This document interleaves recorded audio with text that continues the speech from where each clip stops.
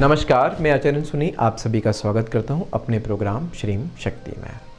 मुझे अक्सर मेरे यहाँ जो कुंडली दिखाते हैं या मुझे ऑनलाइन कुंडली दिखाते हैं और मुझसे सवाल करते हैं कि गुरुजी हम घर के बाहर रहते हैं, हम इंडिया से बाहर रहते हैं, या हम घर के बाहर हॉस्टल में रहते हैं या एक शेयरिंग रूम में रहते हैं जहाँ सभी प्रकार के लोग रहते हैं, कुछ पूजा करना पसंद करते हैं, या एक बैचलर लाइफ हम जी रहे हैं, हम सब लड़के एक रूम में रहते हैं जहाँ हम भगवान की तस्वीर और फ़ोटो भी नहीं रख पाते हैं और हमारे मन में भगवान के प्रति बहुत आस्था है, हम पूजा पाठ करें लेकिन हमें समय नहीं मिलता है कि हम भगवान को दीपक लगाएं, अगरबत्ती लगाएं या मंदिर भी जा पाएँ, हम मंदिर भी नहीं जा पाते हैं।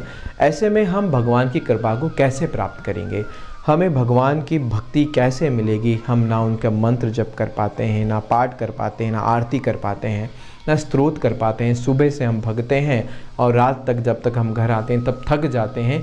ऐसे में हम भगवान की भक्ति कैसे करें, ईश्वर की प्राप्ति कैसे करें, ईश्वर का गुणगान कैसे करें कि हमारे जीवन में भी भगवान की कृपा प्राप्त हो और भगवान का फल हमें प्राप्त हो, भगवान के नामों की ऊर्जा हमें प्राप्त हो और हम भी कह सके कि हम भी सनातन धर्म से जुड़े हुए हैं और भक्ति भाव के मार्ग में चल रहे हैं जिसमें बाधा रहित हो। क्योंकि हमने सुना है, सभी सवाल कहते हैं कि हमने सुना है कोई मंत्र अगर हम जप करते हैं तो उसके काफ़ी सारे नियम होते हैं।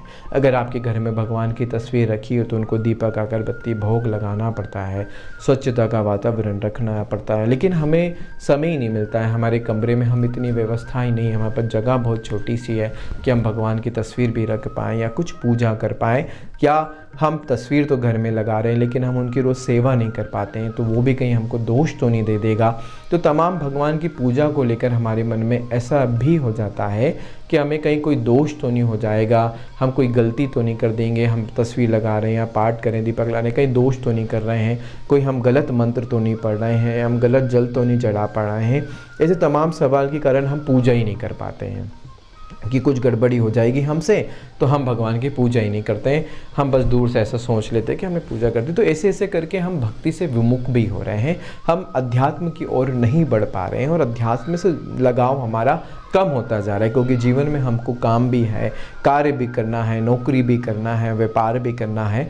इस बीच में हम कैसे भक्ति की ओर बढ़ें, ये क्या ऐसा सलूशन आप हमको बताएं, ऐसा कोई रास्ता बताएं कि हम इन सब के बीच में सोते समय भी हम अगर लेटे हैं, कुर्सी पर बैठे हैं, कोई कार्य कर रहे हैं, ऐसे सब कुछ करते समय भी क्या हम कोई भगवान की भक्ति पूजन पाठ कर सकते हैं? ऐसा कोई समाधान गुरुजी हमको दें। तो ये बड़ा कठिन सवाल उन्होंने सबने मेरे सामने रखा कि क्या हमको ये रास्ता मिल सकता है। तो बहुत अध्ययन करने के बाद, बहुत सोचने के बाद ये मुझे समझ में आया कि हमको क्या करना चाहिए, क्योंकि सभी ने गुरु और शिष्यों ने सवाल किया है या किसी ने अध्यात्म को लेकर सवाल किया है और सबके अंदर बड़ी जिज्ञासा है कि वो भक्ति मार्ग से जुड़े। तो किसी को भी भक्ति मार्ग से जोड़ना, सनातन धर्म कहता है कि अगर आप भगवान के भक्ति मार्ग से जुड़ते हो तो निश्चय ही आपके जीवन में ईश्वर की कृपा आपको प्राप्त होती है। देखिए, वैसे तो मंत्र पढ़ने के लिए बहुत सारे नियम हैं कि आपको आसन लगाना चाहिए, आपको आचमनी करना चाहिए, प्राणायाम करना चाहिए, विनियोग करना चाहिए, न्यास करना चाहिए, भगवान का ध्यान करना चाहिए, भगवान की तस्वीर आपके सामने होना चाहिए, किस दिशा की ओर मुख कर कर बैठना चाहिए, ये मंत्रों के नियम में आ जाता है। दूसरी चीज़ होती है कि भगवान के स्तोत्र पाठ करें, हम भगवान की सेवा करें, भगवान की सेवा में आ जाता है कि भगवान का हवन पूजन पाठ ये सब कुछ करें। तो ये भी रोज़ाना आप नहीं कर पा रहे हैं। और फिर क्या ऐसी चीज़ है जिससे हम भगवान की भक्ति प्राप्त करें? तो एक ही ऐसा चीज़ है, वो है भगवान का नाम। ठीक है, आप भगवान का नाम किसी भी परिस्थिति में आप ले सकते हैं, उसको लेने में किसी भी प्रकार के दोष और नियम नहीं है। ठीक है, आप भगवान का नाम सोते समय ले सकते हैं, नहाते समय ले सकते हैं, खाते समय ले सकते हैं, चलते समय ले सकते हैं, फिरते समय ले सकते हैं, बैठते समय ले सकते हैं, उठते समय ले सकते हैं। लेकिन अगर आप भगवान की कोई और पूजा पाठ में नहीं हैं और भगवान के सिर्फ नाम ही ले रहे हैं तो आपको भगवान की विशेष कृपा प्राप्त होगी। अगर आप घर से बाहर रह रहे हैं और भगवान के भक्ति भाव में जुड़ना चाहते हैं तो आप भगवान का सिर्फ नाम ही लें, उसके लिए आपको भले माला की ज़रूरत भी नहीं है। अगर आपके पास माला हो तो आप आराम से चलते फिरते भगवान का नाम लेना है।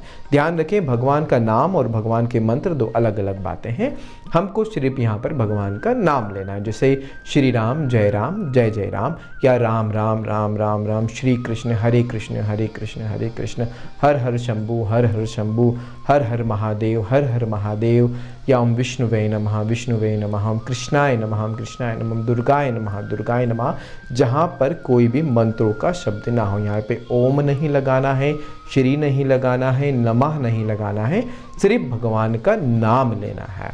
ठीक है, आपको दिन भर में 1000 भगवान के नाम लेना, या 100 नाम आपको चलते फिरते, घूमते बैठते, उठते, काम करते समय 10 मिनट 5 मिनट कितने भी समय आप जो भी दिनचर्या आपके काम कर रहे हो या नहा रहे हो तब भी आप भगवान का नाम ले सकते हो। आप भोजन कर रहे हो तब भी आप भगवान का नाम ले सकते हो। आप गाड़ी चला रहे हो तब भी आप भगवान का नाम ले सकते हो। आप ट्रेन में बैठे हो तो भी आप भगवान का नाम लें। चलते फिरते किसी भी अवस्था में भगवान का नाम जो है सबसे लेने का नियम बना गया है। और उन सब में भी सबसे शुद्ध और पवित्र नाम की अगर हम कोई बात करें, जो सभी प्रकार के संकटों से हमें मुक्ति दिला सकता है, और भगवान की शक्ति, भगवान की ऊर्जा, भगवान की पावर, भगवान का सानिध्य हमको जिससे प्राप्त हो सकता है, वो है भगवान का राम नाम। ठीक है, आप भगवान के राम नाम का जप आप कर सकते हैं। राम नाम को किसी भी परिस्थिति में लेने पर हमेशा शुद्ध ही बताया गया है। आप भले वो शमशान में हो, या आप नहा रहे हो, या आप स्नान कर रहे हो, या भोजन कर रहे हो, तो आपको राम नाम ही लेना है।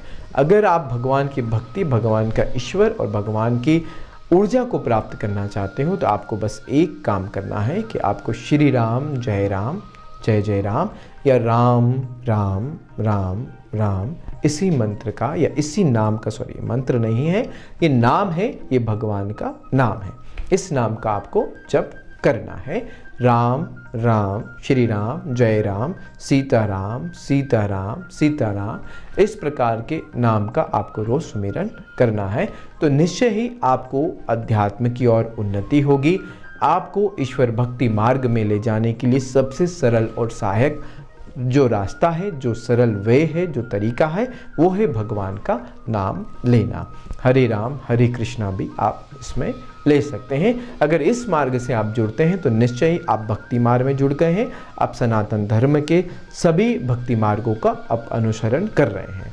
तो जो भी व्यक्ति घर से बाहर है और अध्यात्म की ओर बढ़ना चाहता है, भगवान की भक्ति, भगवान का सुमिरन करना चाहता है और बंधन मुक्त होकर करना चाहता है, तो भगवान के नाम लेने के लिए उसको पूर्णतः छूट मिलती है और सभी प्रकार के दोषों से उसको मुक्ति मिलती है। तो आप भगवान की भक्ति करें, भगवान की पूजन का लाभ लें, तो उसमें आपको सिर्फ भगवान का नाम लेना है।